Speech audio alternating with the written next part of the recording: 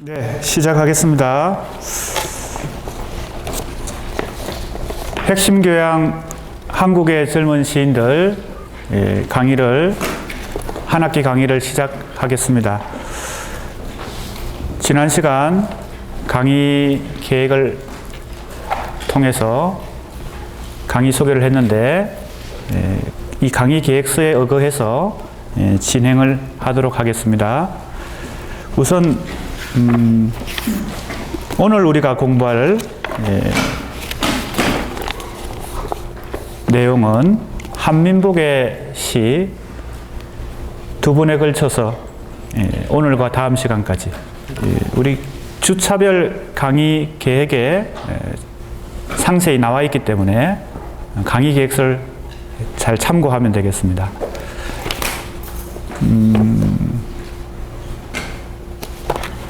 한민복의 시를 공부하기 전에 오늘 우리 이 한 학기 동안 공부할 전체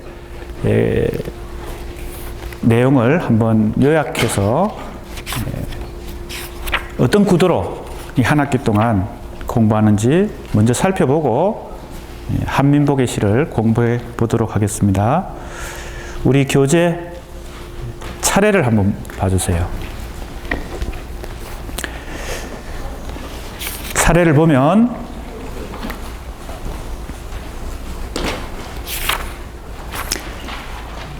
이 교재의 전체 내용이 우리가 한 학기 동안 공부할 내용입니다. 1부, 2부, 3부, 4부 이렇게 나눠져 있습니다. 지난 시간에 우리가 같이 얘기한 대로 이번 한 학기 공부는 한국 현대시 중에서 1990년대 중반 이후의 한국 현대시를 공부하고 특히 그 중에서 젊은 시인들을 중심으로 공부한다. 그렇게 했는데 그 연구 대상, 우리가 공부하는 대상을 크게 세 가지 유형으로 나누었습니다. 그걸 먼저 우리가 인지하고 개별 시인들을 한 명 한 명 공부하는 것이 도움이 됩니다. 그죠? 그게 어떻게 나눴나 하면, 자, 2부, 3부, 4부를 한번 보세요. 2부의 제목이 서정의 형식과 기억의 해로, 이런 제목이 붙어 있습니다. 그리고 거기에 오탁번, 한성원, 최동호, 이시영, 박태일, 문인수, 한민복, 이진명 이렇게 8명의 시인이 이 2부에 포함되어 있죠. 오늘 우리가 공부하는 한민복 시인도 이 2부에 포함되어 있습니다. 이것은 뭘 의미합니까? 첫 번째 유형이라는 거죠. 첫 번째 유형은 서정의 형식이다. 이제 나중에 자세히 다시 이것은 이 유형별 분류에 대해서 다시 공부하는 시간을 갖도록 할 텐데, 오늘은 첫 시간이니까 이제 한민복 시를 공부하기 전에 어떤 유형 속에 이 한민복 시인이 있다, 이런 걸 미리 염두에 두기 위해서 이 차례를 지금 같이 보고 있습니다. 두 번째 유형을 보세요. 3부에 들어있는 것이 두 번째 유형입니다. 어떻게 제목이 붙어 있어요? 폐허의 형식과 망각의 해로, 이렇게 되어 있습니다. 이 제목의 뜻을 자세히 설명하는 것은 차후에 시간을 정해놓고 하게 됩니다. 그것도 우리 주차별 학습 계획에 나와 있습니다. 주름과 기억에 대하여라는 이 제목으로 4주 2강 그리고 5주 2강 이렇게 설정되어 있기 때문에 미리 처음부터 얘기하는 것이 아니고 조금 공부를 진행한 후에 전체적인 이 이론적인 어떤 큰 개념들, 틀을 얘기하도록 하겠습니다. 아무튼 두 번째 유형은 지금 기억할 건 뭐예요? 폐허의 형식이라는 이름을 내가 붙였다는 겁니다. 두 번째 유형에. 자, 그러면 한번 적어볼까요?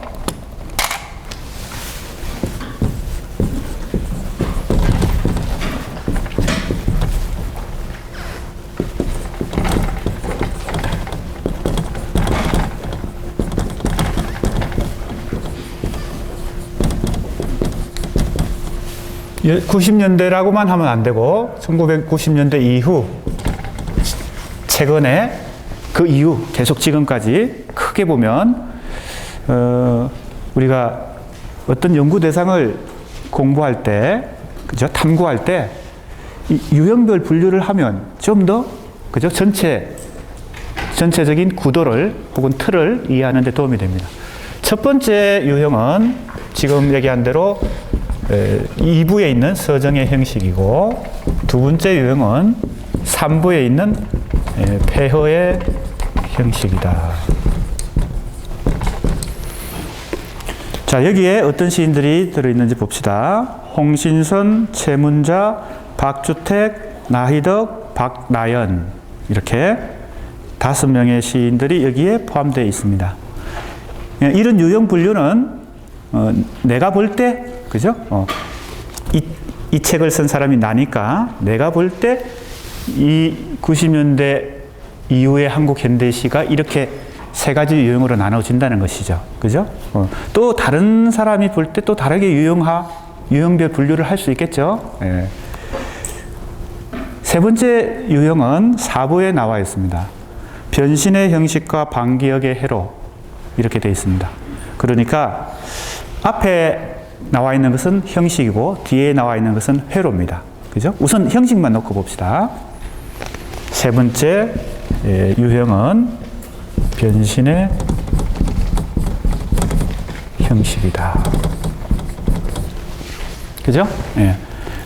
이 변신의 형식에 해당되는 시인들이 박상순, 박정대, 이장욱, 허혜정, 김길라, 김점용, 이렇게 6명의 시인이 여기에 포함되어 있습니다. 그죠? 이 차례를 보면 한눈에 이 전체적인 이 책의 구도가, 구성이 어떻게 되어 있는지 알 수 있죠. 예. 우리가 이번 한 학기 동안 공부하는 이 한국의 젊은 시인들이라는 이 과목에서 공부하는 이 시인들이 이 중에 어디 있나 한번 봅시다. 우리 주차별 학습계에 이걸 이미 우리 학생들이 다 알고 있으니까요. 오늘 공부하는 한민복, 그죠? 그 다음에 폐허의 형식, 두 번째 형식의 박주택, 나희덕. 그 다음에 세 번째 변신의 형식의 박정대, 이장욱, 허혜정, 김점용, 이렇게 되어 있습니다. 그죠? 네. 그러니까 상대적으로 첫 번째 서정의 형식에 속하는 젊은 시인들을 많이 배우지 않고 두 번째나 세 번째 형식, 유형에 속하는 시인들을 많이 배우죠. 그죠? 쉽게 이해할 수 있도록 얘기하면 서정의 형식은 우리가 시가 처음 시작되어서 지금까지 계속 유지되고 있는 전통적인 형식입니다. 그래서 가장 익숙한 형식입니다.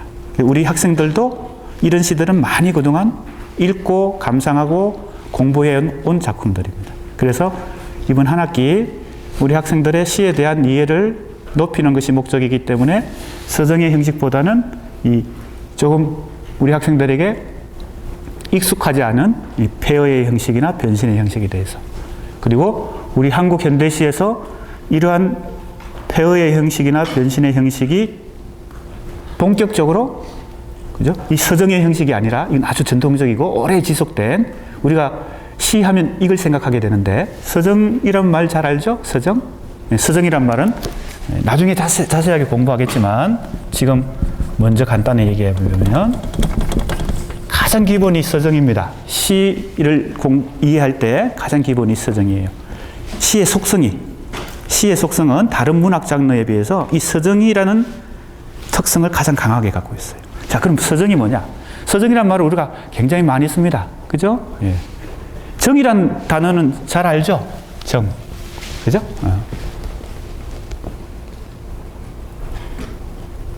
심지어는 우리 한국 사람들 정이 많기 때문에, 그죠? 심지어는 뭐예요? 과자라고 해야 되나요? 아니면 뭐라고 해야 되나요? 예. 초코파이, 예. 상품 이름에도 정이라고 붙여놨어요. 그죠? 예. 서자는 뭘까요? 표현한다, 이런 뜻입니다. 서술한다, 서술한다, 표현한다. 그러니까 서정이라는 용어 자체의 뜻이 뭘까요? 감정을 표현한다. 이런 뜻이에요. 감정을 표현한다. 그러니까 문학 장르를 우리가 생각할 때 시, 소설, 수필, 희곡, 평론, 현대문학 장르가 5가지 장르가 있다면 그 중에 가장 감정을 많이 표현하는 것이 시다. 그런 의미로 이 서정이라는 형식이 시의 가장 오래된 특성을 이룬다는 거죠. 처음 시가 만들어졌을 때부터 지금까지도. 그죠? 나중에 자세하게 공부하는 시간을 갖겠습니다만 지금은 큰 기본적인 설명을 하고 있습니다. 그래서 우리 학생들이 지금까지 학교에서 공부하거나 혼자서 시를 읽어본 시들 중에 이 첫 번째 유형의 시들이 대부분이라고 볼 수 있습니다. 김소월이나 정지영이나 서정주나 윤동주나 이제 다 서정적인 요소를 강하게 가지고 있어서 우리가 서정시다 이렇게 얘기합니다. 감정을 표현하기 때문에 뭐 표현하는 방법은 다 다르겠죠. 시인마다 감정을 어떤 방식으로 표현하냐에 따라 다를 텐데 그 시를 읽는 독자 입장에서는 어떨까요? 수용자 입장에서는 그죠? 창작자, 시인 입장에서 서정시를 쓸 때는 자기 내면의 감정을 최대한 효과적으로 언어로 그죠? 감정을 시적 언어로 표현하겠죠. 이런 시를 읽는 독자 입장에서는 어떨까요? 감동을 받습니다. 감정이 전달됩니다. 그죠? 이런 시의 특징입니다. 그런데 꼭 시에 서정만 있는 게 아니라는 겁니다. 서정의 속성만 있는 게 아니라. 그러면 이 두 번째, 세 번째 유형이 바로 여기서부터 이렇게 파생돼 나온, 그죠? 뭔가 좀 성격이 다른 그런 속성을 갖기 때문에 내 나름대로 90년대 중반 이후에 한국 현대시를 이런 유형도 설정해 본 것입니다. 알겠습니까? 자, 그래서 이 2부, 이것이 이제 이 서정의 형식에 속하고, 3부에 있는 것이 폐허의 형식에 속하고, 4부에 있는 것이 변신의 형식에 속하는데, 그러면 이제 우리 학생들의 이번 학기 공부의 뭐예요? 핵심은 어디 있을까요?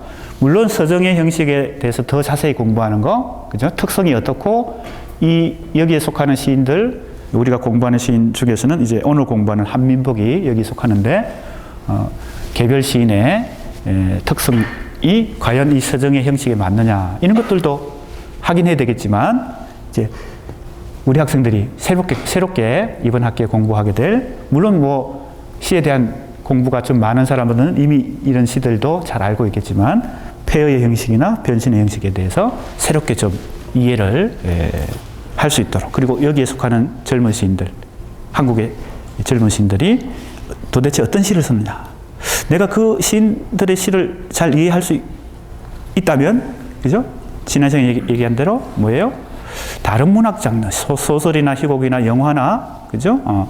드라마나 이런 다른 문학 장르나 문화 장르에 대한 이해는 더 쉬워진다. 왜냐하면 시가 그 중에 가장 어렵다고 여기는 장르이기 때문에 그렇습니다. 자, 이렇게 큰 틀에서 이번 한 학기 우리 공부에 윤곽을 잡아놓고 오늘 우리 공부 내용을 들어가 보겠습니다. 그래서 이제 이 서정의 형식에 속하는 이 시인들의 시세계는 우리 학생들이 어렵지 않게 이해하고, 그죠? 해석하고 나름대로 분석도 할 수 있고, 그럴 것 같습니다. 우선 쉬운 것부터 시작해야 되니까. 그리고 우리 이 책의 순서도 2부, 3부, 4부 이렇게 되어 있으니까 여기서부터 시작합니다. 한 가지 그러면 궁금한 게 있습니다. 그럼 1부는 뭐냐? 그죠? 1부가 뭐냐? 1부 한번 봅시다. 1부 제목이 시의 주름과 기억의 변주 이렇게 되어 있습니다. 다 여기다가, 그죠? 여기에 뭐가 하나씩 더 붙죠? 여기는 뭐라고 되어 있어요? 이건 다음에 다시 공부하겠습니다만, 자세히 설명하겠습니다만, 그죠? 여기는 기억의 해로라고 했고, 여기는 뭐라고 했어요? 망각의 해로라고 했고, 여기는 방기억의 해로라고 했어요. 자, 이것이 뭐냐 하는 것은 지금 다 설명하기는 어렵고 다음에 우리 정해진 이걸 공부하는 시간이 있으니까 그때 공부하기로 합니다. 1부는 이 2부, 3부, 4부에서 셋으로 나눈 세 가지 유형으로 나눈 것에 대한 총론입니다. 그래서 제목을 보면 주름, 기억의 변주, 두 번째 몸과 언어, 현실의 집과 내면의 길, 서정시의 존재 방식, 시비평의 새로운 지형, 이분법의 극복과 미시적 이론화 이렇게 했는데 이 중에 우리가 이번 학기에 공부하는 단어는 뭐예요? 주름, 기억의 변주 첫 번째 단원하고 몸과 언어 두 번째 단원입니다. 그렇죠? 이것은 몇 명의 시인들, 여러 명의 시인들을 같이 묶어서 그 공통점과 차이점을 분석하고 있는 그런 내용이고요. 특히 첫 번째 주름, 기억의 변주 이것이 이 책 전체의 내용을 압축하고 있는 총론입니다. 이 교재의 제목이 뭐예요? 주름과 기억이죠. 자, 그러니까 이 주름과 기억이라는 걸 이 책 전체 제목으로 삼은 이유가 이 세 가지 형식, 이 형식에 해당되는 것을 나는 주름이라고 본 것이고, 요것이 기억의 유형이다. 세 가지 주름의 유형이 있고, 세 가지 기억의 유형이 있는데, 그것이 각각 이렇게 결합이 되어서 첫 번째 유형, 두 번째 유형, 세 번째 유형이 된다. 그래서 이 책 제목이 주름과 기억입니다. 그것에 대한 자세한 설명을 다음에 하도록 하겠습니다. 오늘은 이 정도로 전체 얘기는 하고 이제 한민복으로 들어갑니다. 202쪽입니다.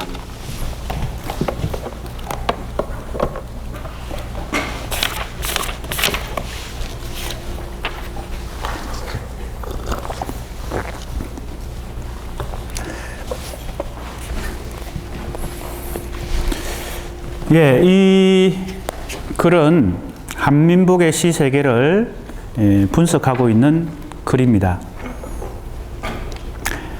제목이 마음의 공터, 모성적 순환성의 세계 이렇게 붙어 있습니다. 그죠?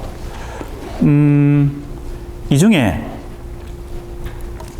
우선 이 제목을 우리가 쉽게 우선 상식적으로 이해하고 왜 이런 제목이 붙었는가 하는 것은 이제 우리가 본문 속에서 한민복의 시를 구체적으로 같이 읽고 해석해 보면서 이런 제목이 붙은 이유가 합당한지 적절한지 같이 한번 점검해 볼 필요가 있습니다. 여러 번 얘기했지만 문학 작품, 시나 소설이나 희곡이나 수필이나 평론을 해석하는 것은 하나의 정답이 있는 것이 아닙니다. 그러니까 한민복의 시를 읽고 내가 이러한 것이 한민복 시의 중요한 특성이다라고 생각해서 이 평론을 썼을 거 아니에요?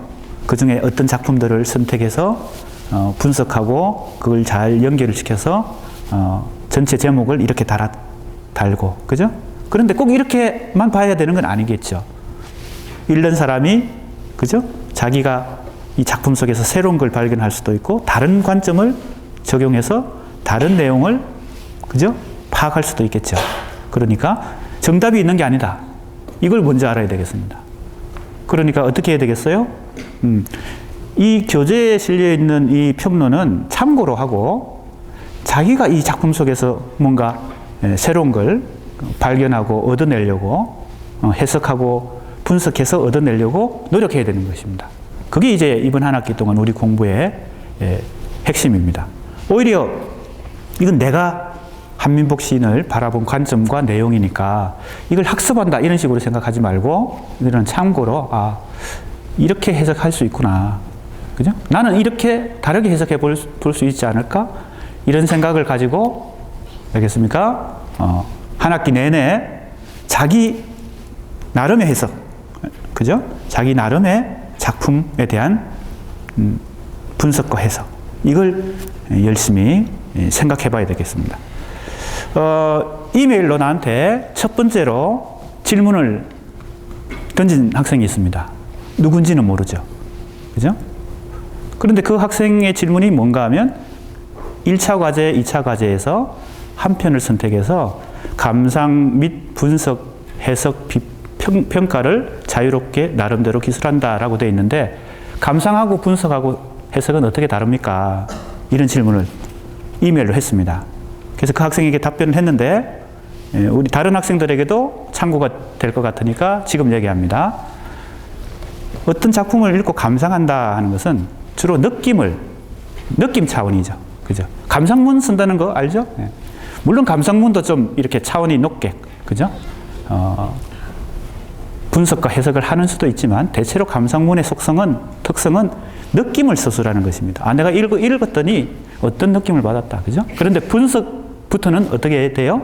좀 더 구체적이고, 그죠? 뭐라고 할까요? 전문적으로 접근하는 것입니다.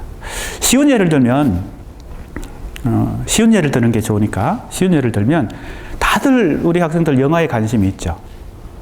영화 장르에 관심이 있습니다. 그래서 영화, 보고, 그죠? 국제시장 같은 영화를 볼 수도 있고, 최근에 또 영화 나온 것들이 있죠. 암살? 이런 영화도 있고. 아무튼 예를 드는 거니까요. 영화를 보고 누구든 영화에 대해서 한마디씩 합니다. 영화에 대한 평을 한다는 거죠. 영화 평을 합니다. 그런데 대체로 아마추어들은, 그죠? 전체적인 느낌을 얘기합니다. 난 감명이 깊었다, 울었다, 이 정도로 얘기하는데, 뭐예요? 영화 평론가들은, 그죠? 영화 전문 잡지에 자기가 평론을 쓴다 그럴 때 어떻게 써야 되겠어요? 감상만 쓰면 안 되겠죠. 분석을 해야 되겠죠. 그러니까 어떤 장면에서, 그죠? 관객들이 감동을 받은 이유는 그 카메라의 각도와 그 프레임의 어떤, 그죠? 조작이, 그죠? 감동을 유도했다는 거죠. 그것이 어떠했기 때문에 구체적인 방법을 얘기하는 거죠. 그죠? 촬영의 방법이든 편집의 방법이든, 그죠? 여러 가지 방법이 있겠죠. 기법들이 있겠죠. 영화 기법들이. 그 기법을 통해서 어떤 내용이 관객들에게 전달되어서 감동이 왔다라고 좀 더 분석을 해야 되죠. 그 분석의 핵심은 어디에 있겠습니까? 내용만 얘기하면 안 된다는 겁니다. 뭐겠습니까? 조금 전에 내가 얘기했어요. 기법을 얘기하는 것이 분석입니다. 기법을 통해서 내용을 얘기하는 거, 이게 분석입니다. 그래서 분석과 해석은, 그죠? 좀 더 전문적으로 그냥 감상만 얘기하는 게 아니고, 즉, 다른 말로 하면 내용만 얘기하는 게 아니고, 우리가 어떤 시를 읽으면 첫 번째 내용을 우선 뜻을 알아야 되잖아요. 의미를 우선 파악해야 되잖아요. 의미조차 파악 못하면 시를 잘 감상하지 못하겠죠. 하지만 그것은 기본적인 차원이고, 의미를 잘 파악했다. 이것은 기본적인 차원이고, 어떻게 이 의미가 독자들에게 전달되느냐 하는 그 방법론. 그죠? 어떻게라고, 무엇을이라고 하는 것이 내용이라면, 어떻게라고 하는 것이 방법이죠.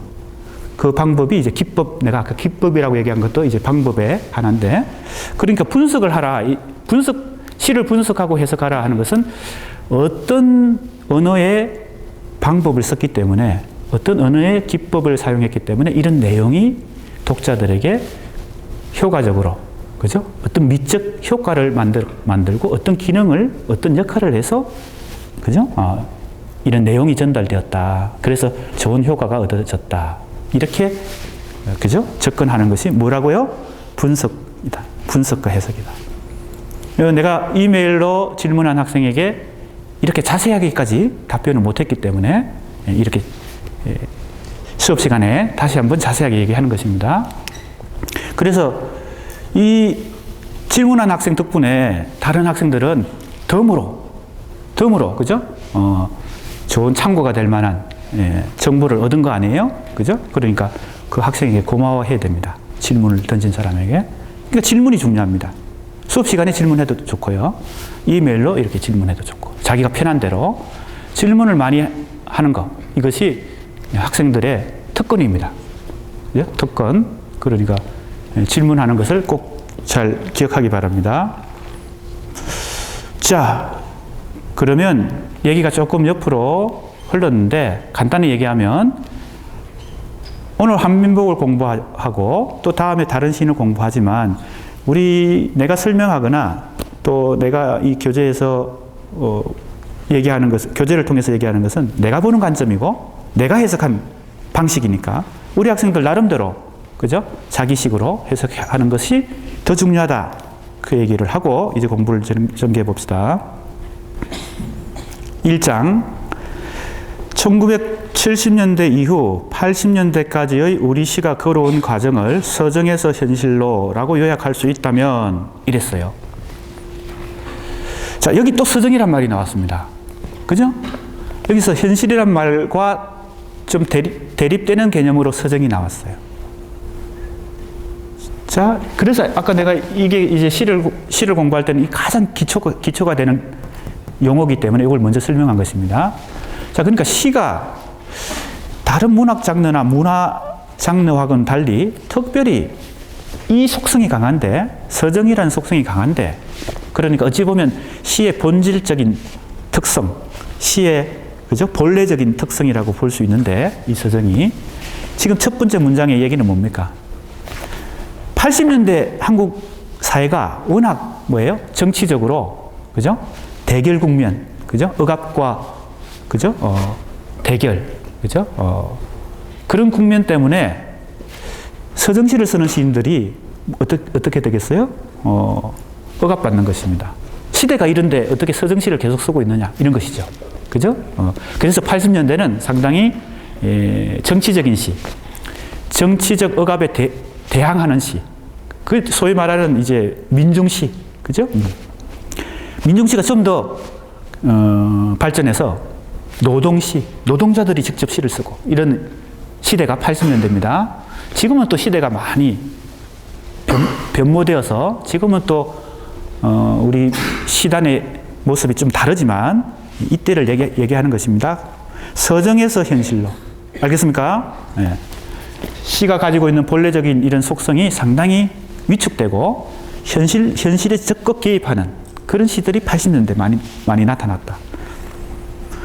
그런데 지금 이 한민복 시인은 90년대, 지금 우리가 공부하는 시인들은 다 90년대 중반 이후에 활동을 활발하게 시작한 젊은 시인들입니다. 그러니까 이 시대를 지금 잘 봐야 돼요. 90년대 이후의 시적 흐름은 현실에서 서정으로의 회귀다. 왜? 90년대의 한국 사회 현실이 80년대와 비교해서 상대적으로 다시 민주화가 되고 정치적 대결 국면이 상당히 또 사라졌기 때문에 시가 다시 어떻게 돼요? 어디로 회귀해요? 이게 본래 시의 속성이니까. 그죠? 현실로 갔다가 다시 서정으로 간다. 이런 얘기가 되겠습니다. 한민복의 세 번째 시집 모든 경계에는 꽃이 핀다는 이러한 서정으로의 회귀의 징후를 비교적 분명히 보여준다. 우리가 이 글에서 주로 다루는, 공부하는, 분석하는 한민복의 시집은 세 번째 시집입니다. 그게 여기 나와 있죠? 세 번째 시집의 제목이 뭐예요? 모든 경계에는 꽃이 핀다. 그러면 한민복 시인이 이전에 이미 두 권의 시집을 냈다는 거죠. 근데 그 두 권의 시집의 특성은 서정시의 특성이 많지 않았다는 겁니다. 그러니까 90년대 들어와서 한민복의 세 번째 시집을 냈는데 거기에 한 개인의, 한민복이라는 시인의 이 첫 번째 시집, 두 번째 시집, 세 번째 시집의 이 역사를 봐도 뭐예요? 첫 번째, 두 번째 시집에는 서정성이 강하지 않았는데 세 번째 시집에 서정성이 강해졌다는 겁니다. 이것은 시대적, 아까 내가 먼저 얘기했죠? 큰 틀에서 거시적으로, 시대적으로도 80년대는 그죠? 현실적인 상상력이 강했지만 90년대 들어와서 시가 서정성을 회복했다. 이 얘기하고, 그죠? 연결되는 것이죠. 한 개인도 그렇지, 한 개인 시인, 개별 시인도 그렇지만 전체적인 특성하고 맞물린다. 그러면 한민복이 첫 번째, 두 번째 시집에서 어떤 시를 썼는지 한번 간략하게 요약하고 생각해보고 이제 세 번째 시집을 본격적으로 분석해 봅니다. 첫 시집 우울시의 일일, 두 번째 시집 자본주의의 약속. 자, 두 번째 시집의 제목만 봐도 이것은 뭐예요? 자본주의에 대한 비판입니다. 자본주의를 풍자적으로 노래하는 그런 시들을 썼던 것이죠. 보세요. 가난의 체험에서 오는 서름을 감내하며 자본주의의 병든 일상을 예각화된 풍자의 방식으로, 풍자라는 용어가 나왔습니다. 지금 서정이라는 용어가 나왔고요. 풍자라는 용어가 나왔어요. 다 문학의 아주 중요한 기본 개념들인데 우리 학생들 모르는 사람 없을 거예요. 그죠? 풍자란 개념을 다 이미 중고등학교 때 배웠기 때문에. 그죠? 간단히 자세하게 얘기하는 것은 또 다음 기회로 하고, 간단히 얘기하면 풍자는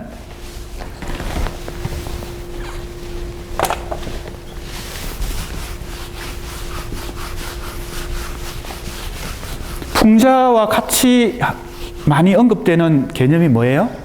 해약? 네, 해약입니다. 풍자와 해약은 같은 범주거든요. 그렇기 때문에 많이 언급됩니다. 두 가지는 공통점을 갖고 있어요. 그런데 차이점이 있기 때문에 그 공통점과 차이점을 같이, 그죠? 기억하면 더 좋겠죠.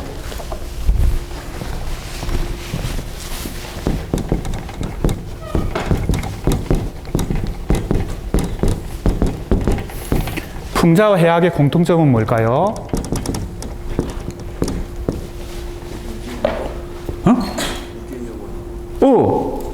우리 학생이 잘 얘기했어요. 웃기려고 하는 겁니다. 둘 다 웃기려고 하는 거예요. 우리 대중문화 속에서 TV 프로 중에서 개그 프로들이 있죠. 개그라는 용어나 코미디라는 용어나 다 뭐예요? 웃기는 장르잖아요. 그게 문학 용어에 있습니다. 그 용어를 뭐라 그러면 골개미 그렇게 얘기합니다. 조금 어려운 한자인데 골개. 그것도 여러 가지 미의 기준 중에 하나입니다. 웃겨서, 그죠? 어떤 효과를 만들어내는 겁니다. 조금 쉬운 말로 하면, 이것도 쉬운 말은 아니네요. 이것도 한자어기 때문에 쉽지는 않은데, 골개보다는 조금 쉬울 것 같습니다. 이건 많이 들어봤을 거예요. 희화화. 그죠? 웃기는 모습으로 만든다. 번역하면 그렇습니다. 희화화 시킨다. 그러니까 작품 속에 소설이든 시든, 그죠? 작품 속에 등장하는 인물을, 그죠? 의도적으로, 기법적으로 우스꽝스러운 인물로 만드는 것입니다. 우리가 소설에서 대표적인 풍자소설, 그죠? 풍자소설가로 우리 한국 현대소설사에서 많이 언급되는 사람이 채만식이라는 사람이 있습니다. 채만식의 소설에 나오는 인물들은 치숙, 어리석은 삼촌, 치숙, 바보 삼촌, 또 뭐 여러 작품들이, 대표적인 작품들이 많은데 대부분 풍자소설이에요. 등장인물들을 웃기게 만듭니다. 보통 사람보다 우스꽝스럽게 만들어요. 이게 골개미입니다. 근데 차이는 뭘까요? 그 우스꽝스럽게 만든 대상을, 그죠? 결국은 비판하게 하는 것입니다. 독자가 혹은 작가 자신이 그 인물을 궁극적으로 비판합니다. 그래서 어떻게 해요? 독자가 스스로 경계심을 갖죠. 나는 그렇게 하면 안 되겠다. 그죠? 근데 해악은 오히려 갈등이 고조되는 것입니다. 왜? 대립 구도가 형성되니까요. 비판이라는 것은 내가 비판하면 대립 구도가 형성되잖아요. 비판하는 사람과 비판받는 사람. 해악은 반대로 화해, 동질감을 느끼는 것입니다. 그래서 우리가 개그 프로나 코미디 프로를 보다가 웃으면 웃고 나서 그 사람을 비판하는 게 아니라, 그죠? 그 사람과 나 사이의 동질감, 화해가 형성되면 이거는 뭐예요? 풍자가 아닙니다. 뭐예요? 해악입니다. 그죠? 이 차이를 잘 이해하면 되겠습니다. 그것은, 그러니까 지금 이 자본주의의 약속이라는 두 번째 시집에서 주로 풍자 기법을 썼다는 겁니다. 자, 지금 이 나오는 용어들을 잘 비교해 보세요. 풍자나 해악은 아까 나왔던 기본 개념인 서정하고 조금 다른 것입니다. 그죠? 그래서 지금 이 중요 개념들, 여기 서정이라고 적혀 있네요. 서정과 비교해 보면 되겠습니다. 그러니까 원래 한민복은 서정시를 쓰기보다는 풍자시를 썼던 사람이다.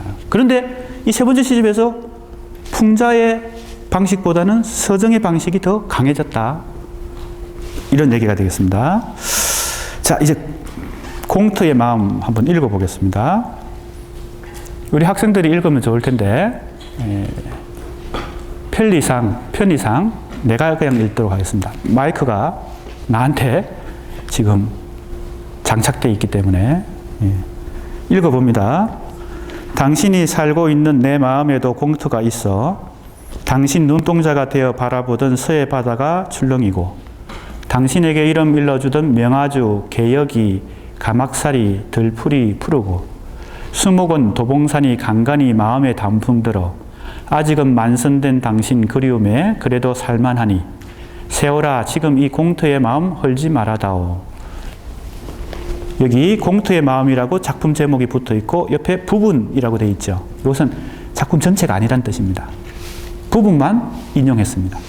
어떤 시를 인용하는 경우에는 전문이라고 붙이는 경우가 있습니다. 그것은 시 전체를 인용한 것입니다. 자, 그러면 한번 살펴봅시다.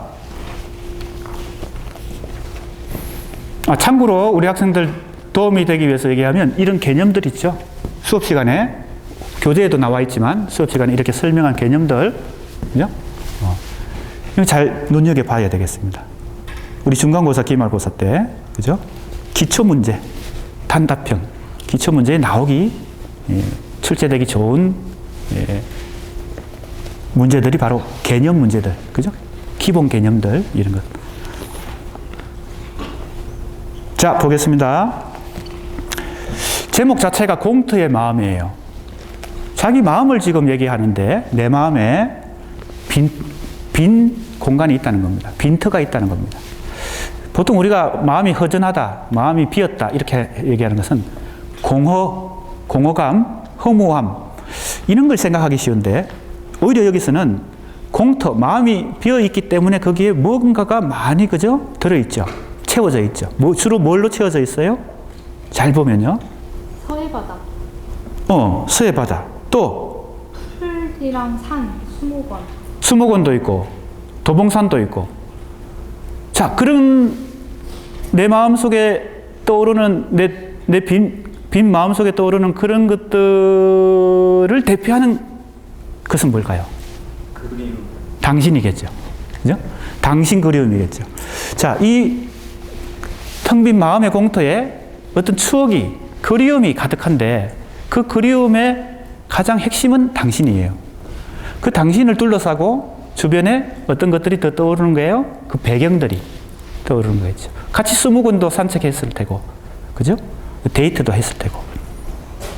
자, 그래서 어떻게 처음에 이렇게 시작하죠? 아주 쉽습니다. 서정의 형식의 아주 기본적인 특성은 대체로 쉽다. 읽으면 바로 감정에 전달이 된다. 그래서 감동이 일어난다. 알겠습니까? 그래서 대체로 독자들이 이 서정시 첫 번째 유형을 좋아합니다. 특별히. 알겠습니까? 대체로 시를 읽는 독자들의 한 7, 80%는 이 서정시를 선호합니다. 그런데 매니아들 있죠. 특별히 취향이 그죠? 독특하거나 혹은 전문적인 사람들은 이쪽도 좋아하는데 자, 보세요. 당신이 살고 있는 내 마음이라고 했으니까 바로 내 마음의 공터에는 누가 아직도 살고 있어요? 당신. 그것은 사실은 내 감정이겠죠. 내 그리움의 감정을 이렇게 표현한 거겠죠.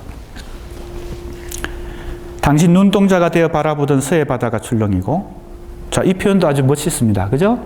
아마 같이 서해 바다에 가서 바다를 바라봤을 텐데 나도 서해 바다를 바라보고 당신도 서해 바다를 봤을 텐데 내가 그대의 눈동자가 되어서 서해 바다를 봤다는 겁니다. 이런 식으로 표현하는 거죠. 그대와 나가, 당신과 나가 하나가 되어, 그죠? 마음적으로, 심적으로 하나가 되었을 테니까 이렇게 표현하고 있습니다. 당신에게 이름 일러주던 수목원에 가서 꽃 이름, 풀 이름 하나하나 내가, 그죠? 이 당신에게 알려줬다는 겁니다. 그게 추억으로 남아있는 것이죠. 거기 보면 명아주, 개혁이, 가막살이, 들풀이 푸르고 아직도 내 마음에는 그게 푸르다는 겁니다. 수목원, 도봉산이 간간히 마음에 단풍 들어 아직은 만선된 당신. 만선이란 단어는 주로 어떨 때 쓰나요? 만선. 어부가 고기를 잡을 때, 그죠? 배 타고 나가서 어부들이 그물로 고기 잡아서, 그죠? 배에 가득 물고기를, 그죠? 실어서 돌아올 때 만선이다 이렇게 얘기하죠. 이건 비유인데 내 마음에 당신이 가득 차 있다는 거죠. 그래서 만선이라는 표현을 쓰고 있습니다. 그래도 살만하다는 것은 지금 이 시를 읽어보면 그대와 나는 지금 헤어져 있는 상태죠. 그죠? 하지만 그대에 대한 그리움이 아직 내 마음에 가득 차, 만선되어 있으니까, 가득 차 있으니까, 그래도 난 견딜만 하다. 뭐 이런 얘기입니다. 서정시의 또 중요한 기본, 뭐예요? 서정시의 기본적인 형식은 연애시입니다. 연애시야말로 대표적인 서정시죠. 이것도 약간의 연애시죠. 약간이 아니라 연애시죠. 지금 현재 연애하고 있는 건 아니지만, 과거에 사랑하던 애인에 대한 그리움을 지금 노래하고 있으니까 크게 보면 연애시입니다. 연애시라고도 하고 줄여서 연시라고도 합니다. 연시. 사랑을 그죠? 표현하는 시. 연시. 연애시. 서정시를 왜 독자들이 아까 80% 독자들이 서정시를 좋아한다 그랬을까요? 다들 연애를 좋아하기 때문에. 그죠? 이런 시를 읽으면 연애하던 감정이 되살아나니까. 예, 그런 것 같습니다. 203쪽 한번 봅시다. 여기 설명이 해석이 좀 붙어 있습니다. 어려운 시가 아니기 때문에 쉽게 이해될 것 같습니다. 쭉 읽어볼까요? 우선 회상, 그리움. 이 시의 가장 기본적인 화자라는 것은 뭐예요? 시에서 말하고 있는 주체. 화자라는 용어도 우리 학생들 기억해야 됩니다. 화자라는 용어는 시를 공부할 때 계속 등장합니다.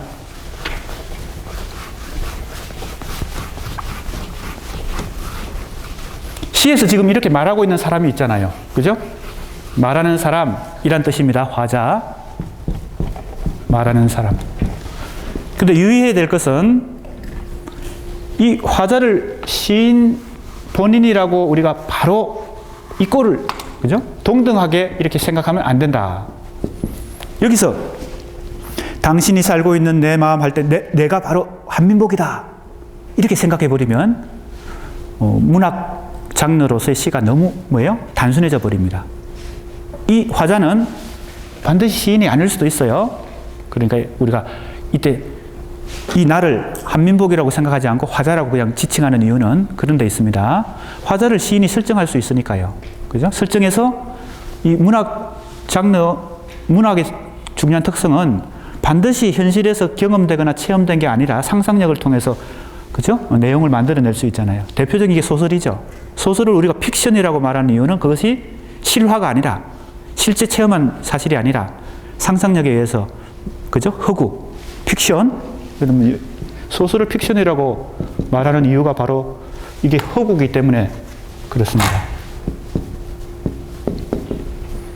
그래서 우리 학생들이 소설은 만들어낸 이야기다, 허구의 이야기다라는 걸 상식적으로 잘 알고 있는데 대체로 시는 시인 자신의 얘기다 이렇게만 자꾸 이렇게 이꼴로 생각하는 경우가 있어서 그것도 조심해야 됩니다. 대표적인 예를 들면 역시 우리 학생들 쉬운 예를 들면 화자가 시인 자신이 아닌 걸 분명하게 보여주는 작품들이 많이 있어요. 김소월의 진달래꽃, 나보기가 역겨워 가실 때는 말없이 고이 보내드리오리다. 여성 화자입니다. 물론 이제 우리 국문학자들 중에 이 화자가 꼭 여성이냐 이렇게 다른 의견을 내는 사람도 있습니다만 대체로 우리가 볼 때 여성이고 님의 침묵을 쓴 한영훈의 님의 침묵에 그죠? 나보기가 뭐예요? 님은 같지만 나는 님을 보내지 않아야 했습니다. 할 때 그렇게 말하는 그 사람은 남자가 아니라 여성으로 등장해요. 왜냐하면 수도 놓고 그 님의 침묵의 시 속에 보면 수놓기라는 작품도 있고요. 그죠? 또 검은고 타는 것도 있어요. 물론 남자가 수놓는 경우도 있고 남자가 검은고 타는 경우도 있겠지만 우리가 대체적인 상식으로 볼 때 한영훈 시에 나오는 화자도 여성이다. 이렇게 보는 거죠. 김소월 시에 나오는 화자도 여성이다. 그렇다면 화자는 반드시 시인 자신이 아니라는 걸 우리가 알 수 있는 것입니다. 화자를 설정하는 것입니다. 마치 소설에서 그죠? 등장인물을 그죠? 상상에 의해서 만들어내듯이 화자도 설정하는 것입니다. 그걸 이제 일단 기본적으로 알고 공부를 해야 되겠습니다. 그런데 우리는 이 시에 나타난 다음 두 가지 사실을 통해 이번 시집이 지닌 전반적인 특징을 짐작해 볼 수 있다. 보통 한 권의 시집에 60편 정도의 평균, 그보다 적을 수도 있고 많을 수도 있겠죠. 한 권의 시집에 60편 정도 시가 실립니다. 그런데 이 한 편을 통해서 뭐예요? 이 시집 전체의 특성을 어떻게 해요? 유추해 보는 거죠.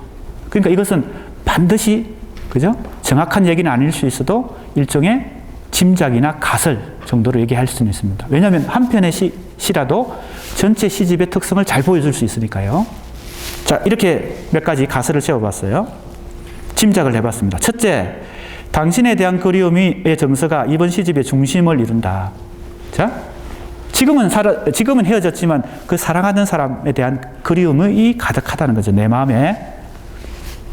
두 번째, 이 그리움이 마음의 공터라는 비어있는 내면 공간을 매개로 생성된다. 이게 중요합니다. 그죠? 우리가 분석할 때 아까 얘기했죠. 기법이 중요하다 그랬는데, 사랑하는 사람과 헤어졌지만 그 사람을 아직도 그리워하고 있다. 이건 내용이죠. 이 시가 갖고 있는 내용이죠. 의미죠. 근데 어떤 기법으로 그걸 표현했느냐?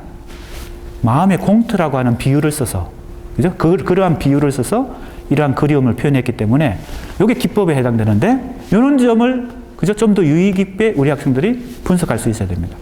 왜 공터가 중요하냐? 마음이 가득 차 있지 않고 비어 있기 때문에 오히려 자유롭게 다른 대상들을 혹은 다른 사람을 채워 넣을 수 있는 것이죠. 알겠습니까? 예, 아마 그러한 방법에 의해서 이번 세 번째 시집이 써여지고 있다. 이렇게 생각됩니다. 두 번째 장을 가봅시다. 한민복이 회상과 추억을 통해 주로 이 세 번째 시집의 특성은 뭐예요? 그리움입니다. 그리움의 속성은 현재를 생각하는 게 아니라 과거를 생각하는 겁니다. 그죠? 과거를 생각하는 거예요. 그러니까 회상 혹은 기억입니다. 아까 우리 이 서정의 형식의 회로가 무슨 회로라 그랬어요? 기억의 회로죠. 서정의 형식의 기본 원리는 기억에 있습니다. 그걸 회상이라고 말할 수 있어요. 서정의 형식이 가능한 원리는 현재를 생각하는 게 아니고 지나간 과거를 자꾸 생각하는 것입니다. 그래서 서정시를 읽으면 뭐예요? 추억, 회상, 기억, 이러한 뭐예요? 심리적 혹은 정신적 작동이 되는 것입니다. 그래서 우리가 아까 서정시를 읽는 사람들이 감정을 전달받고 감동을 받고 하는 것은 다 뭐와 관련되어 있어요? 과거적인 것과 관련되어 있어요. 자, 이게 일종의 원리입니다. 원리. 이 장르가, 이 형식이 갖고 있는 원리예요. 자, 이걸 회상이라고 일단 적어 보겠습니다. 혹은 기억입니다. 아까 이걸 회로라고 한 이유는 그러한 원리를 이 서정의, 그죠? 유형이, 서정의 형식이 이러한 원리를 가지고 있다. 이런 뜻으로 이 회로라고. 회로란 말은 주로 전자제품에 많이 쓰잖아요. 전자제품 속에 어떤 회로가 이렇게, 그죠? 들어있을 텐데. 단순한 회로도 있고 복잡한 회로도 있고. 근데 그 회로라고 하는 게 그 전자제품의 뭐예요? 특성을 잘, 그죠? 겉으로 보면 안 보이지만 안에 그 회로에 의해서 그 원리가, 그죠? 작동하고 있으니까 일부러 비유적으로 회로란 말을 썼습니다. 아무튼 지금 간단히 얘기하면 서정시의 원리는 회상, 기억에 있다. 과거를 그리워하는 데 있다. 그러니까 지금 이 한민복 시를 우리가 이해하는 가장 기본적인 뭐예요? 한민복 시가 서정의 형식에 속한다고 말할 수 있는 이유는 뭐예요? 그 근거는 이 시들이 대체로 다 기억과 회상의 원리를 통해서 이루어지고 있다는 겁니다. 자, 그래서 지금 이 문장 203쪽 보세요. 한민복 시인이 회상과 추억을 통해 그리움으로 찾고 있는 이제 당신이 누굴까? 대체로 연애시에 항상 그대, 당신, 너 이렇게 나옵니다. 그런데 그대, 당신, 너가 누구인지는 얘기 안 해요. 왜? 시는 모든 걸 얘기하지 않거든요. 그죠? 한영은도 김소월도 님을 애타게 찾고 그리워했는데 님이 누구다라고 얘기 안 했습니다. 물론 여러 가지 암시적으로 우회적으로 얘기했지만 딱 대놓고 다 정체를 밝히지 않아요. 왜 그럴까요? 소설은 등장인물의 정체가 구체적으로 드러날수록, 그죠? 독자들이 더 소설을 잘 읽게 되는데, 시는 암시와 상징의 문학 장르이기 때문에 모든 걸 다 드러내면 안 됩니다. 감추는 게 있어야 됩니다. 그러니까 대체로 서정시를 쓰고 연애시를 쓰더라도 시인들이 너가 누군지 얘기 안 하는 거죠. 그대가 누군지, 당신이 누군지. 그런데 이제 우리 어디까지는 알 수 있나 하면 이 시집을 다 읽어보면 이 화자가 그리워하는 대상은 반복적으로 나타나기 때문에 그 반복적으로 나타나는 대상들을 정리해 보면 이렇다는 겁니다. 당신은 누구일까? 시가 또 한편 나왔죠. 이 시를 읽어보면 그 당신의 대상이 누구인지 짐작할 수 있는 표현들이 나옵니다. 읽어보겠습니다. 제목은 내가 잃어버린 안경은 지금 무엇을 보고 있을까? 이 제목도 재밌죠? 내가 잃어버린 안경은 지금 뭘 보고 있을까? 사실은 그죠? 내가 경험했던, 내가 체험했던 그 과거의 어떤 대상들은 지금 어디서 뭘 하고 있을까? 뭐 이런 얘기죠. 뭔지 알겠습니까? 박완서 작가의 유명한 작품이 있죠. 소설 작품. 그 많던 싱아는 어디로 갔을까? 옛날에 어릴 때 먹던 그죠?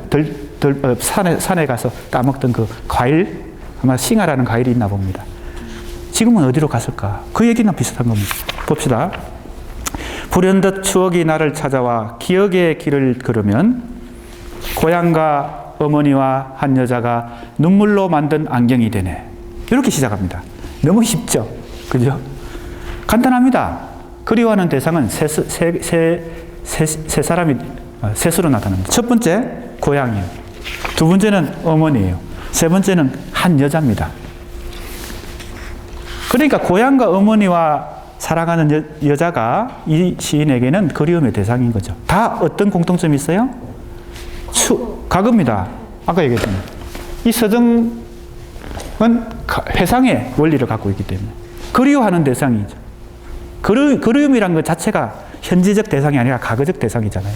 자, 그래서 서정시의 원리가 한민복의 이 세 번째 시집에 아주 잘 나타난다. 그래서 지금 우리 한민복 시를 어느 유형에 포함시킨 거예요? 서정의 유형에 포함시킨 겁니다. 서정, 폐허, 변신 중에.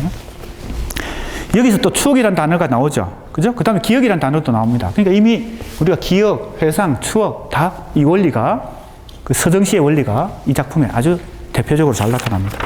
우리가 알고 싶은 건 뭐예요? 그리움의 대상이 누구냐? 첫 번째 고향, 두 번째 어머니, 세 번째 한 여자입니다. 자, 중간에 좀 생략했고요. 그렇게 내가 가로하고 중략한 것은 시인이 생략한 게 아니고 내가 필요에 의해서 그냥 중간에 생략한 것입니다. 아카시아 꽃 향기에 피를 적시고 어머니 눈물 한 방울에 내가 젖고 온 세상이 젖던 어느 날 이랬어요. 이것도 과거의 어떤 체험을 이렇게 기억하고 있는 것입니다. 잊혀지지 않는 기억이겠죠. 주로 누구와 관련된 기억이에요? 여기서는 어머니와 관련된 기억이에요. 그 다음 여는 시집 가버린 여자야 그 바닷가에 혼자 나가 당신과 함께 걸어보다 엉망으로 취해 고향 같은 어머니 같은 당신 같은 풀숲에 내가 잃어버린 안경은 지금 무엇을 보고 있는지 내 탯줄은 썩어 무슨 풀꽃을 피웠는지. 자, 이건 누구 얘기예요? 사랑하던 여자 얘기예요. 근데 여자가 시집 가버렸나 봐. 그런데 그렇다고 해서 한민복의 옛날 애인이 진짜 시집 갔다 이렇게 또 그죠? 바로 이 말하고 있는 사람의 경험을 시인의 경험으로 바로 그죠? 직접 대입하면 안 된다는 겁니다. 알겠습니까? 그래서 예를 들면 한민복 시인을 우연히 만났다. 한민복 시인은 지금 어디서 뭘 하고 있을까요? 강화도에서 펜션 사업을 하고 있다고 합니다. 예. 뭐 큰 펜션 아니고 그런 사업이 아니고 씻으면서 그냥 이렇게 물고기도 잡아먹고 이렇게 하면서 자연 속에서 그죠? 근데 우연히 펜션에 갔는데 한민복 시인을 만났어. 그때 그 시집 가버린 여자는 잘 살고 있습니까? 이렇게 물어보면 안 된다는 겁니다. 알겠습니까? 이거는 체험이 아닐 수도 있는 거예요. 그죠? 자기 시적 진실을 얘기한 거니까. 그런데 여기서 우리가 유의할 표현이 있죠. 고향 같던 어머니 같던 당신 같던 풀숲이라 그랬어요. 그러니까 이 풀이라는 이 자연의 어떤 요소가 그죠? 식물의 요소, 식물성의 요소가 뭘 대변하는 거예요? 뭘 대신하는 거예요? 어머니를 대신할 수도 있고, 첫 번째 고향을 대신할 수도 있고, 어머니를 대신할 수도 있고, 그 여자를 대신할 수도 있어요. 그죠? 이것도 서정시의 속성입니다. 서정시는 자연물을 의인화해서 자연물에 인격적인 어떤 특성을 부여해서 상호 교감합니다. 상호 교감해요. 그걸 나중에 다시 공부하겠습니다. 이건 쉬운 내용이니까.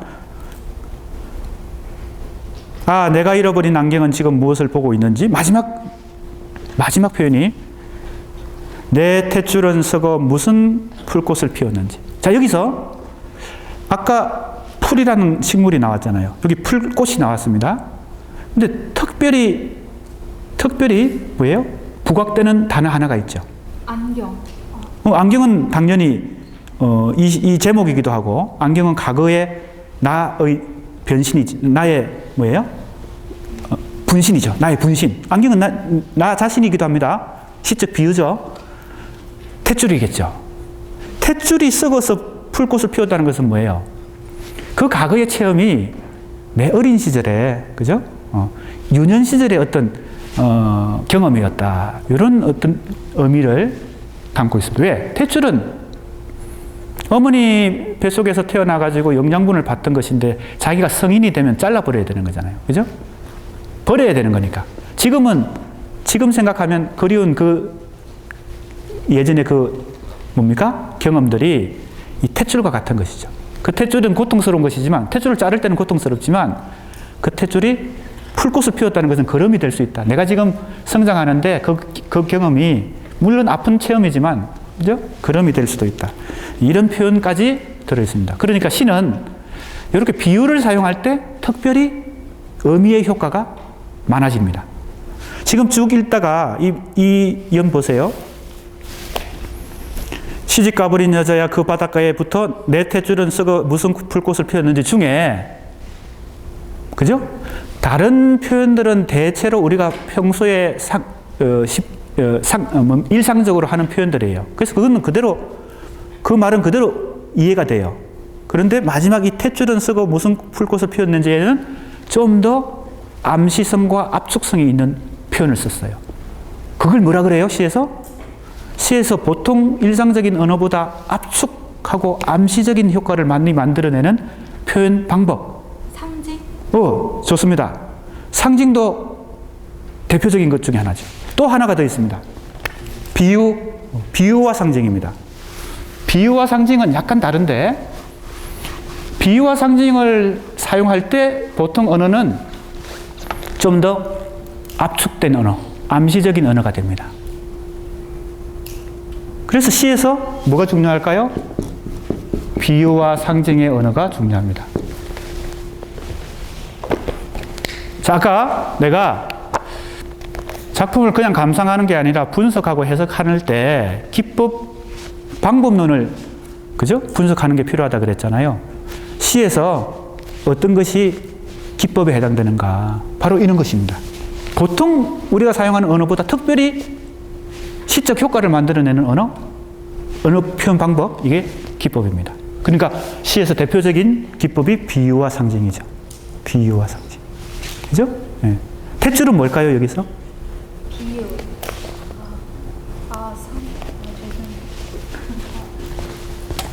자, 한번 설명해 봅시다. 비유와 상징의 차이를 아까 풍자와 해악의 차이도 우리가 생각해 봤는데, 기본적인 개념이니까, 시에서 가장 기본적인 거니까. 보세요. 비유와 상징이란 것은 왜 암시와 압축성을 갖습니까? 그래서 이게 특별히 시적 표현의 혹은 시적 기법이라고 우리가 말하는 대표적인 기법 중에 비유와 상징이 있는가 생각해 봅시다. 자, 뭐하고 비교해 보면 되겠습니까? 일상 언어. 보통 우리가 사용하는 언어. 지금 아까도 얘기했지만 한민복도 온통 비유나 상징만 쓰는 게 아닙니다. 한 편의 시를 쓸 때 일상적인 언어를 쓰다가 특별히 필요할 때 비유와 상징을 쓰는 거죠. 온통 비유와 상징만 쓰면 어떻게 될까요? 독자도 버거워서 잘 못 읽습니다. 왜? 너무 압축성이 강하니까. 너무 암시와 압축이 강하니까. 자, 그러면 비유와 상징의 가장 기본적인, 이건 공통점이 있습니다. 역시 공통점이 있어요. 차이점도 있습니다. 자, 아까 우리 풍자와 해악 공부할 때와 마찬가지입니다. 비유와 상징의 공통점은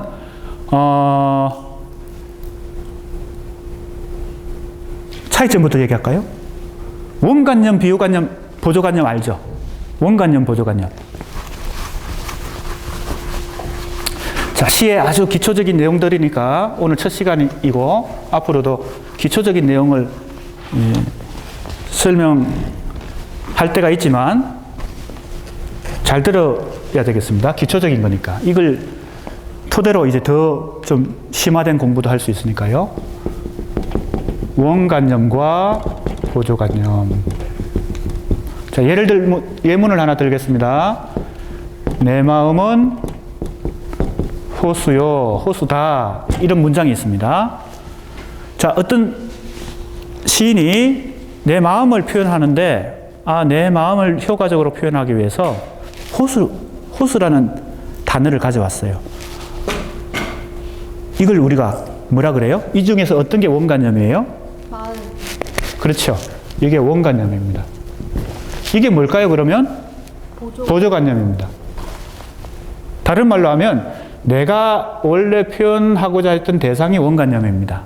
그 원관념을 잘 표현하기 위해서 좀 더 시적으로 효과적으로 표현하기 위해서 어디선가 가져온 혹은 생각해낸 그죠? 단어가 뭐예요? 보조관념입니다. 그죠? 자, 이제 요 원관념과 보조관념의 관계를 가지고 비유와 상징의 차이를 알 수 있습니다. 이건 뭐 우리 학생 다 알고 있을 텐데 모른 척 지금 시침이 떼고 앉아 있는 것 같아요. 날 테스트하기 위해서. 그죠? 참.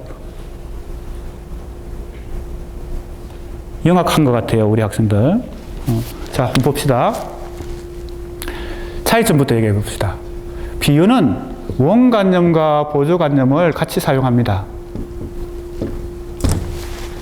그러니까 이거는 비유입니까, 상징입니까? 내 마음은 호수다. 이건 비유입니까, 상징입니까? 비유죠.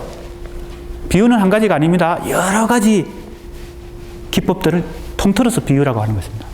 그러니까 원관념과 보조관념을 같이 사용하는 이 비유에는 어떤 것들이 있을까요? 이런 걸 뭐라 그래요? A는 B다. 은유. 이게 은유죠. A는 B다. 은유. 여기에다가 뭘 갖다 붙여요? 내 마음은 호수 같다? 마치 호수와 같다? 이러면 뭐가 돼요? 이게 직유가 되죠. 또 사람인 것처럼 얘기해. 나무가 두 팔을 벌리고 하늘을 향해 아우성을 치고 있다. 이러면 어떻게 돼요? 의인, 옳지, 의인. 그죠? 등등등 많이 있습니다. 비유는 대표적인 게 은유, 직유지만 많이 있어요. 공통점은 뭐예요?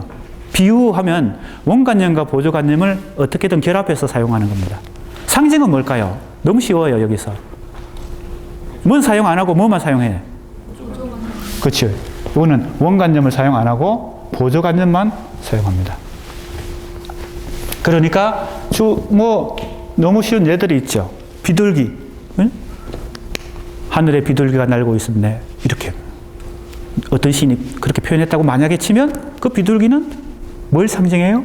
어떤 의미를 상징해요? 평화. 쉽게. 십자가. 우리 윤동주의 작품 보면 십자가가 등장한 작품이 있습니다. 그죠? 십자가. 이것은 기독교 혹은 여러 가지 예수 이런 걸 상징하죠. 그러니까 기독교란 말이나 예수란 말을 쓰지 않고도 십자가만 가지고 그죠? 그 뜻을 표현한 거죠. 상징적으로 표현한 거죠. 이게 상징입니다. 탯줄은 뭘까요? 뭐일까요? 비유인가요? 상징인가요? 상징이죠. 그죠? 상징이죠. 그러니까 상징이죠. 이해가 됩니까? 자, 더 중요한 거는 어떤 게 비유고 어떤 게 상징이고 이것도 중요하지만 더 중요한 것은 시에서의 언어는 뭐예요? 보통 언어보다 암시와 압축성이 강한 언어를 사용하는 것이 중요한 특징인데 그걸 통해서 뭐예요? 아까 얘기했던 기법을 만들어낸다. 보통 언어하고는 다른 기법을. 자, 그 다음 넘어갑니다. 205쪽. 쉽습니다. 아까 어떻게 질문했습니까? 한민복 시인이 그리워하는 대상은 누구냐? 이 시에 그죠? 답이 나와 있죠. 세 가지입니다. 고향, 어머니, 여자입니다. 그 다음에 205쪽. 그런데 또 한 가지 우리가 이 시에서 발견해야 되는 것은 뭐예요? 둘째 줄. 이 세 대상을 동격으로 묶어주는 게 뭘까? 잘 보세요. 동격으로 묶어주는 거. 마지막에는 풀섭비죠. 풀섭. 앞에 고향 같든 어머니 같든 당신 같든 하면서 고향과 어머니와 당신이 거의 동격이 되는데 그렇게 매개해주는, 그걸 연결시켜주는 이미지는 풀이죠. 그런데 자세히 보면요. 풀인데 그 위에 보면 눈물이 등장합니다. 그죠? 그리고 엉망으로 취해서 고향 같은 어머니 같은 당신 같은 풀숲에 이렇게 했죠. 그러니까 굳이 얘기한다면 풀이지만 더 중요한 것은 눈물입니다. 눈물이 이 세 가지 대상을 연결시켜주는 매개가 됩니다. 그래서 거의 동격이 되는 거죠. 그래서 이 시에서 사실 중요한 뭐예요? 또 하나의 뭐가 등장해요? 상징이 등장하는데 눈물입니다. 자, 지금 상징이라는 말이 계속 나오죠. 그만큼 어떤 시에서 쭉 시인이 시를 쓸 때 일상적인 언어들을 쓰다가 어떤 경우에 비유와 상징을 쓰거든요. 그 비유와 상징이 포인트입니다. 그게 중요한 시의 의미를 아주 중요하게 그죠? 담고 있는 구절이에요. 여기서도 눈물과 탯줄이 상징인데 이 눈물과 탯줄이 이 시의 의미를 상당히 암시적이고 지어져 버렸네요. 암시적이고 압축적으로 만들어 주기 때문에 보통 다른 언어보다 시적인 언어가 되는 것입니다. 이 언어가 시가 되는 이유는 그런 기법 때문에, 비유와 상징이란 기법 때문에. 자, 조금씩 이해가 되죠? 예. 원리를 이해해야 되는 것입니다. 그죠? 도대체 서정시는 어떻고, 폐허의 시는 어떻고, 변신의 시는 어떤가. 원리를 이해하는 식으로 공부하는 것이 필요합니다.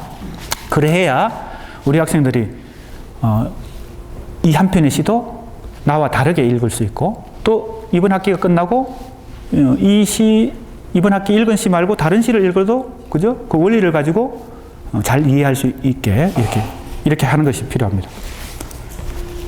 자세한 내용이 205쪽에 자세히 나와 있습니다. 한번 볼까요? 위에서 5절. 결국 이 눈물은 시인이 그리운 대상에 대해 느끼는 서름과 그 서름을 승화시키는 정화의 속성. 자, 이제 이게 분석입니다. 분석과 해석입니다. 그냥 눈물이 이 세 대상을 연결시키는 매개다 하고 거쳐버리면 그냥 분석해서 그치는데, 이 눈물이 어떤 속성을 가지길래, 그죠? 이 세 대상을 서로 연결시켜 줄까 하고 좀 한 걸음 더 나가는 것입니다. 해석까지 가는 거죠. 그죠?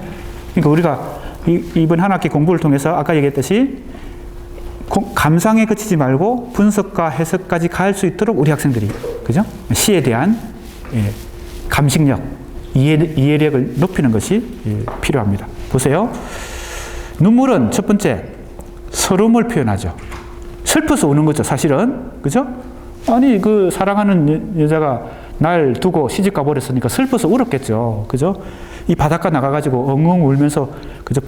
풀도 끌어안고 이렇게 했겠죠. 그러니까 이게 첫 번째는 서름을 표현한 것이고, 두 번째는 이 눈물은 성화, 정화. 울고 나면 마음이 좀, 그죠?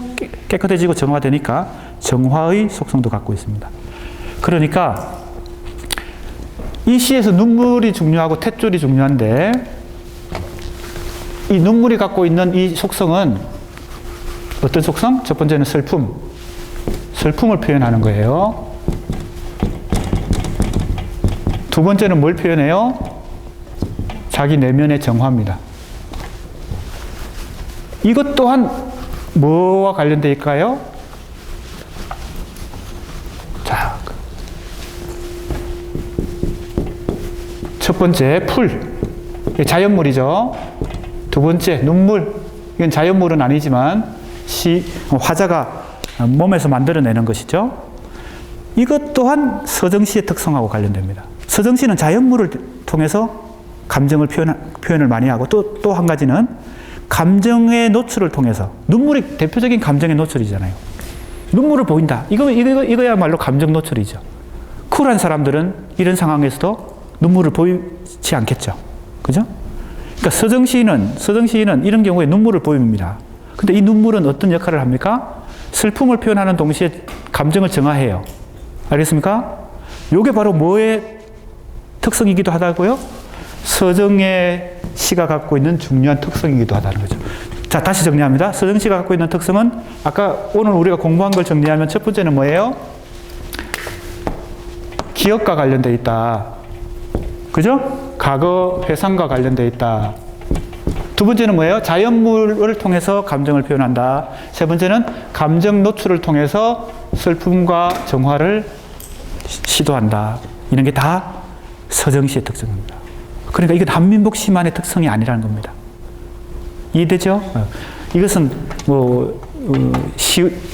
대체로 쉬운 차원이니까 우리 학생들 이해가 되리라 생각합니다. 자, 그 다음에 시간이 많지 않네요.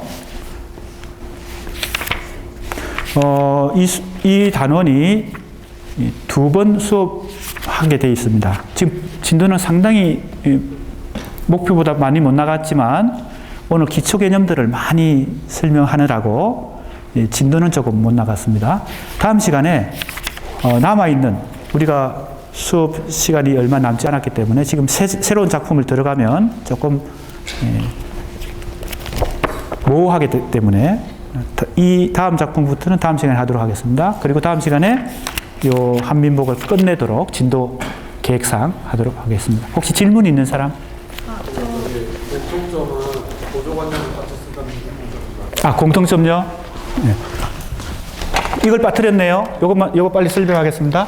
공통점은 그렇습니다. 보조관념을 같이 쓴다는 것인데 여기서 중요한 내용이 한 가지 더 설명할 수 있겠습니다.